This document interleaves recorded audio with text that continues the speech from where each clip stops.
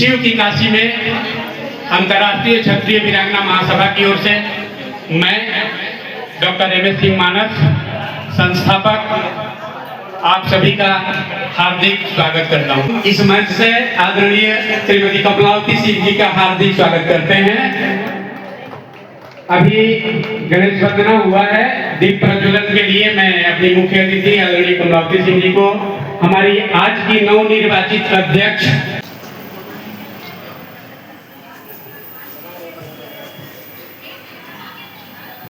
यहाँ बनारस और आसपास की जो हमारे बीच में ढूंढने का हमने प्रयास किया, जो हमें मिल पाई, यहाँ की हमारी लोकल कैडर है, उनके माध्यम से आदरणीय तिवारी जी से आग्रह है कृपया अंजलि को सभी बेटियों का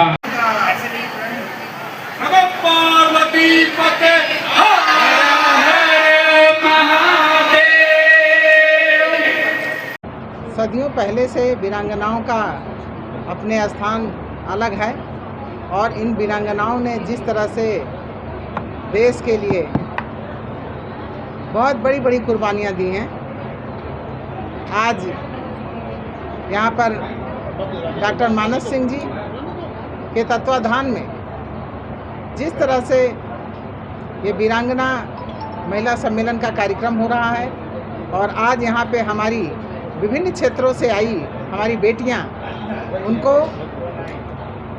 सम्मानित किया गया है और हमारे समाज में हमारी बेटियों के लिए हम किस तरह से उनको आगे बढ़ाएं और हमारे बहनों के बीच में जो भी हमारी समस्याएं हैं, उन समस्याओं को लेकर हम अपनी बेटियों को आगे बढ़ाने का कार्य आज इस वीरांगना बैनर तले चर्चा के रूप में भी करें। नारी सशक्तिकरण के तहत देखा जाए तो आज महिलाओं का सम्मान किया गया, बच्चियों का सम्मान किया, क्या कहेंगे? सर्वप्रथम आप सब मेरे भारतवर्ष के भाई बहनों को मैं नमस्कार करना चाहूँगी। मैं यूएसए में एरिजोना में रहती हूँ और एसोसिएशन ऑफ नॉर्थ अमेरिका उसकी फाउंडर प्रेसिडेंट हूँ। मैं बिहार की बेटी हूँ। यही बिहार के एक छोटे से गांव से पढ़ लिख कर अमेरिका गई थी और अमेरिका में जाने से पहले मेरा एक बहुत बड़ा ड्रीम था कि मैं अपने इंडिया को बहुत मिस करती थी और वही मेरा ड्रीम था कि मैं अमेरिका और इंडिया के बीच एक ब्रिज बनूंगी और जिस कंट्री ने मुझे जन्म दिया वहाँ तक पहुँचाया, मैं वहाँ भी रहकर अपने देश के लिए जितना होगा कर सकूंगी। और मेरी जो हिस्ट्री है, बहुत जल्दी मेरी शादी हो गई, तो नारी शक्ति को आगे बढ़ाना, वीमेन एम्पावरमेंट को मेरा पहला उद्देश्य था। और मैं अमेरिका में मार्टिन लूथर अवार्ड से भी सम्मानित की गई पहली इंडियन वुमेन हूँ। उसके बाद मेरा यही उद्देश्य रहा है कि अमेरिका या कहीं भी रहूं, लेकिन मैं जिन परिस्थितियों से गुजरी हूं वो मैं बैक अपने कंट्री में अपनी नारी शक्ति को दूंगी, अपनी बच्चियों को दूंगी।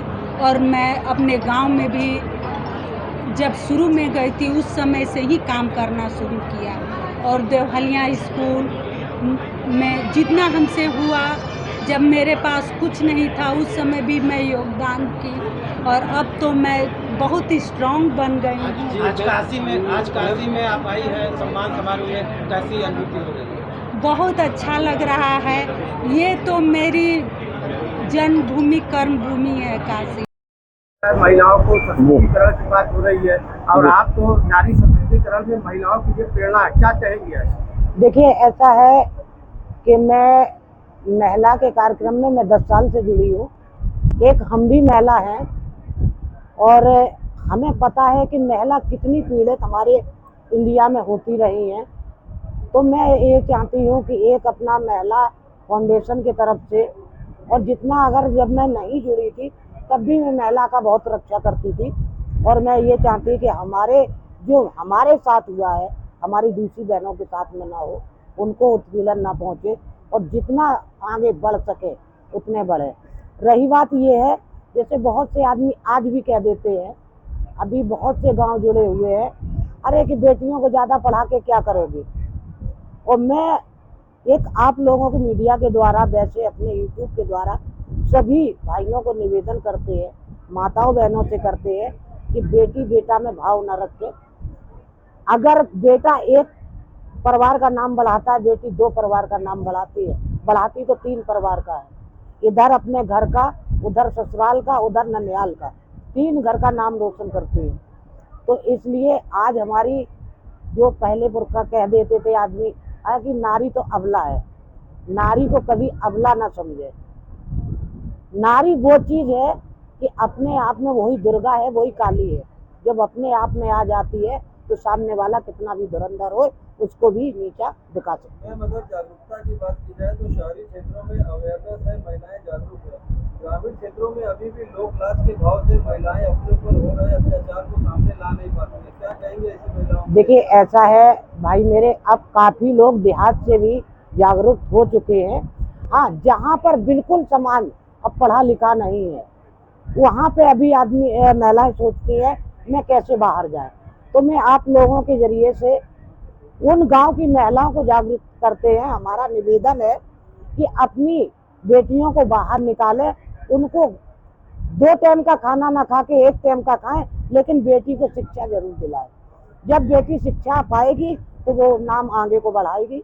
तो इसलिए हमारी सभी देशवासियों से यही निवेदन है। सिंह झारखंड से चल के आया हूँ, और जैसे हर बहन को एक भाई शक्ति देता है और बहनें भाइयों को शक्ति देती है, उसी तरह हमको मिलकर के काम करना है।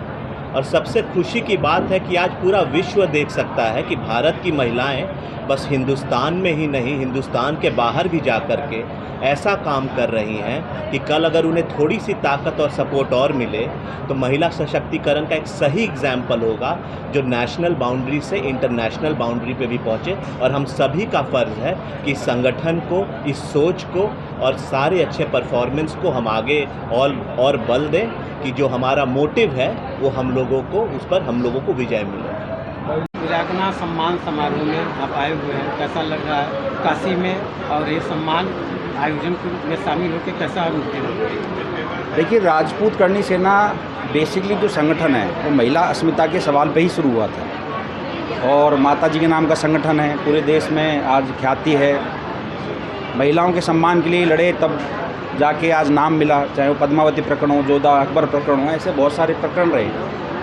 लेकिन सबसे मूल बात यह है कि ये जो वीरांगनाओं का संगठन है, इस संगठन में आज पूरे देश प्रदेश के साथ में विदेश तक की भी जो यहाँ पर वीरांगनाएं आई हैं, ये एक अच्छा संकेत है कि इंटरनेशनल लेवल पे संगठन जा रहा है, और जो इंडियन इंटरनेशनल जो कोऑर्डिनेशन है उसको एक मजबूती प्रदान की जा रही है। एक प्रश्न सर है, करणी सेना क्या सनातन धर्म की रक्षा के लिए बनाई गई है, केवल क्षत्रियों के लिए बनाई गई?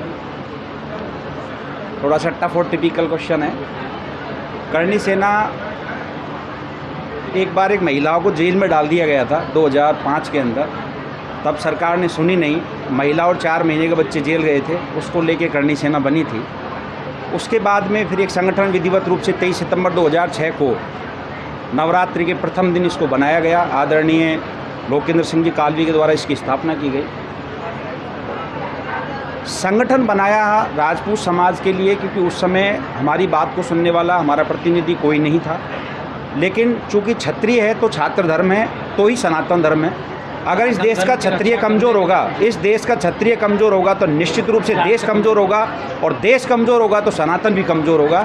ये तथ्यात्मक बात है और प्रैक्टिकल बात है। तो आगे सनातन धर्म के लिए भी करणी सेना खड़ी रहेगी? हमेशा खड़ी है, हर मुद्दे पे खड़े हैं। जब जब किसी ने सनातन संस्कृति पे, इस सनातन के ध्वजवाहक लोगों पे या सनातन की बात करने वाले लोगों पे जब जब किसी आतताई ने, किसी व्यक्ति विशेष ने किसी भी तरीके का कुचेष्टा की हो, सबसे पहले करणी सेना ही आई है आगे।